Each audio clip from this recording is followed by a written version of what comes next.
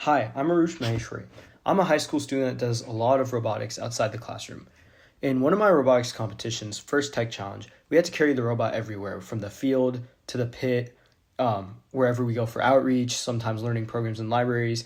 And I wanted to solve this problem because it became very tedious and inefficient carrying it by hand or lugging it around in a wagon. How I solved this was I created a self-driving robot cart. Powered by an AI camera. In the last 2 years, my cart has gone through 3 main iterations, which you'll see here in a second. First, I started with an all-wood design, just using metal on the sides to mount motors and electronics. From there, I added 2 main wooden compartments to do the job. One held the robot and the one above was for tools and stuff, and I mounted the camera right on top of that. Getting the vision working wasn't actually too much of a challenge, as I just kind of mapped the motor controls to what the vision sensor was seeing, and I trained the vision sensor for a couple hours until it was able to do person and facial detection. I could also train this at some point for color detection for times where lighting isn't very optimal. So this is more versatile.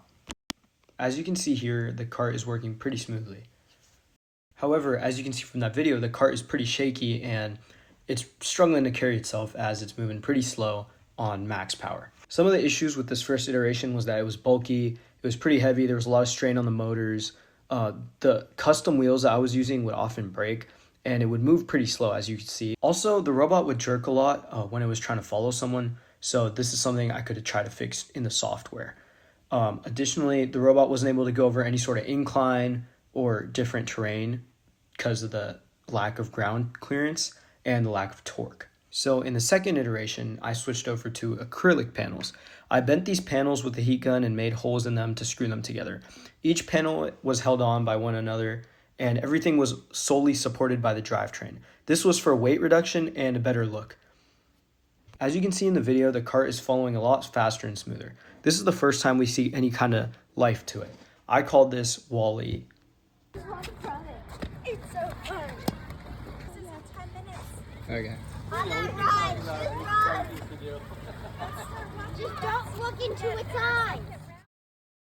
As you can hear, the kids loved it, and if it's approved by the kids, it should be approved by everyone. However, the second time isn't the charm, the third time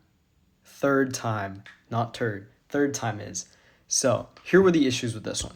Since all the acrylic was mounted to each other, the tiniest impact would result in cracks in the robot. Movement was still very restricted because of the two-wheel drive, and the terrain issue still persisted. I did increase the ground clearance a little, but it wasn't enough. Wires could still get tangled, and this could definitely be a lot less jerky. To make sure that this third iteration hit harder than the first two, I gave it a personality. This iteration resembles Wall-E, the robot from Disney. I switched Wall-E to an all-wheel drive system using tank tracks. This allowed for any surface to be driven on. I even tested this later with bumps, and it nailed it. I did go back to plywood, but I decided to use the right mass for the plywood this time and the right thickness. I also 3D printed the battery holder and wire management clips, and I did also change the drivetrain to a different form of aluminum, which was more compatible with the motors I was using. Another issue I didn't cover earlier was the inconsistent angle of the Husky lens, which was my vision sensor, and in this iteration I fixed it with a more rigid angle with the 3D printed mount.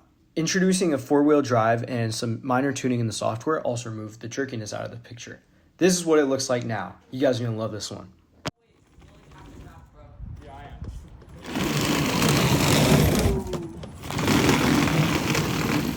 Currently, the Husky lens is mounted inside the 3D printed head of Wall-E, and I'm working on a hinge so that the door can open up this way. That would be pretty cool. Stay tuned so that you can see this come to a park near you, if I can reach there. And thank you for watching.